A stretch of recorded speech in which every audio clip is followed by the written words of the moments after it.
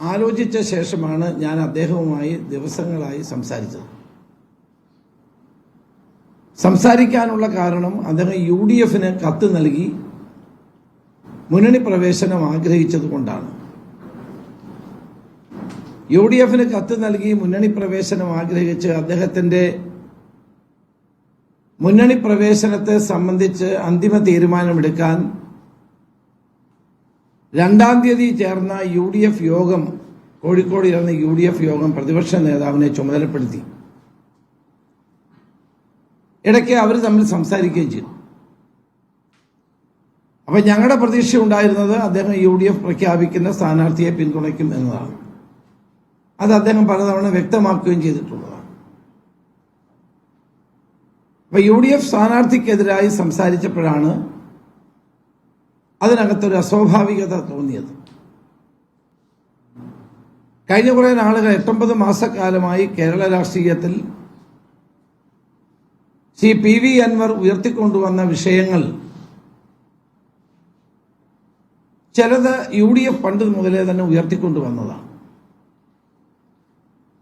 അതുകൊണ്ട് തന്നെ അദ്ദേഹത്തെ കൂടി ചേർത്ത് നിർത്തണമെന്ന ആഗ്രഹമായിരുന്നു എല്ലാ UDF നേതാക്കന്മാർക്കും ഉണ്ടായിരുന്നു. അതിന്റെ അടിസ്ഥാനത്തിലാണ് അവരുമായി അദ്ദേഹവുമായി ചർച്ച നടത്തുമെന്നുള്ള തീരുമാനം ഞങ്ങൾ എടുത്തത്. ശ്രീ കുഞ്ഞാലിക്കുട്ടിയും ഞാനുമാണ് ഈ ചർച്ചകൾ കൂടുതലായി നടത്തിയത്. ഞങ്ങളുടെ ആഗ്രഹം നിലമ്പൂർ തെരഞ്ഞെടുപ്പ്, വരാൻ പോകുന്ന പഞ്ചായത്ത് തെരഞ്ഞെടുപ്പിനും അസംബ്ലി തെരഞ്ഞെടുപ്പിനും മുമ്പ് നടക്കുന്ന ഒരു തെരഞ്ഞെടുപ്പായതുകൊണ്ട് LDF ഗവൺമെന്റിനോട് വിയോജിപ്പുള്ള ആളുകളെല്ലാം കൂട്ടി നിർത്തണം, അല്ലെങ്കിൽ യോജിപ്പിച്ച് നിർത്തണം എന്നുള്ളതിന്റെ അടിസ്ഥാനത്തിലാണ്. കേരളത്തിലെ ജനങ്ങളിൽ ഏറ്റവും വെറുക്കപ്പെടുന്ന ഒരു ഗവൺമെന്റാണ് ഇടതുമുന്നണി ഗവൺമെന്റ്. ജനങ്ങൾ ഒരു ഭരണമാറ്റം ആഗ്രഹിക്കുകയാണ്.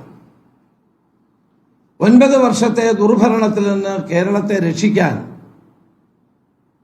വേണ്ടി നടക്കുന്ന ഒരു പോരാട്ടത്തിന്റെ ഉരകല്ലാണ് നിലമ്പൂർ ഉപതെരഞ്ഞെടുപ്പ്. ഈ ഉപതെരഞ്ഞെടുപ്പ് അപ്രതീക്ഷിതമായി വന്നതുമാണ്. നമ്മളാരും കരുതിയതല്ല ഈ മഴക്കാലത്ത് ഒരു തെരഞ്ഞെടുപ്പ് ഇലക്ഷൻ കമ്മീഷൻ പ്രഖ്യാപിക്കുമെന്ന്. ആ സാഹചര്യത്തിൽ അദ്ദേഹത്തെ കൂടി കൂട്ടി നിർത്തി തെരഞ്ഞെടുപ്പിൽ മത്സരിക്കണമെന്നായിരുന്നു UDF-ന്റെ ആഗ്രഹം.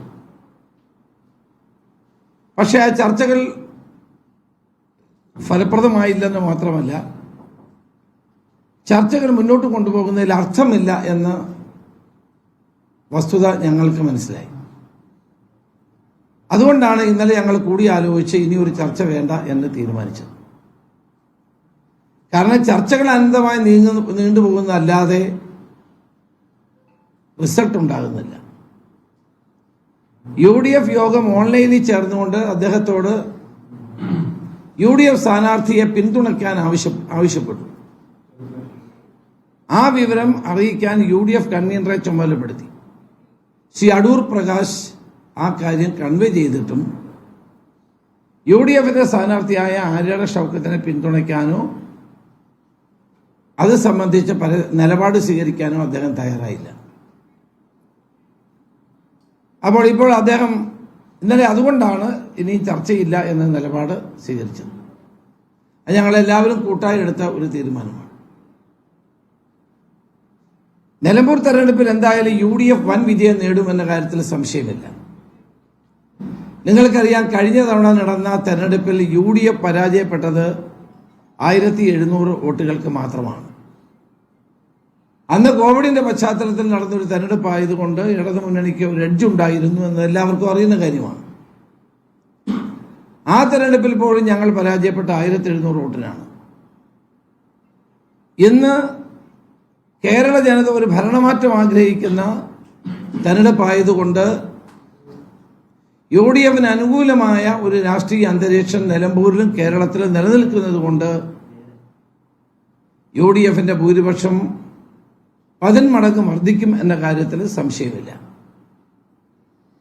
അപ്പൊ അതുകൊണ്ട് ഈ നിലമ്പൂരിൽ നടക്കുന്ന തെരഞ്ഞെടുപ്പ് UDF-ഉം LDF-ഉം തമ്മിലുള്ള തെരഞ്ഞെടുപ്പാണ്. BJP-ക്ക് സ്ഥാനാർത്ഥി പോലും നിർത്താൻ താല്പര്യമില്ലാത്ത തെരഞ്ഞെടുപ്പാണ് നിങ്ങൾ ആലോചിക്കണം. അപ്പോൾ ഈ തെരഞ്ഞെടുപ്പിനെ സംബന്ധിച്ചിടത്തോളം ഞങ്ങൾക്കൊരാശങ്കയുമില്ല. ആര് സ്ഥാനാർത്ഥി വന്നാലും ഒരു രാഷ്ട്രീയ പോരാട്ടമായിട്ടാണ് ഞങ്ങൾ ഇതിനെ കാണുന്നത്. ഈ രാഷ്ട്രീയ പോരാട്ടത്തിന്റെ മെയിൻ പ്രധാന വസ്തുത എന്ന് പറയുന്നത് ഇടതുപക്ഷ ജനാധിപത്യ മുന്നണി സർക്കാരിനെ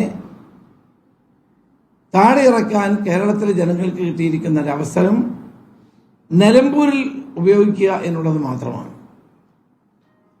അപ്പൊ ജനങ്ങൾ ആഗ്രഹിക്കുന്ന ഈ ഭരണമാറ്റം യാഥാർത്ഥ്യമാകണമെങ്കിൽ നിലമ്പൂരിൽ UDF വിജയിക്കണം.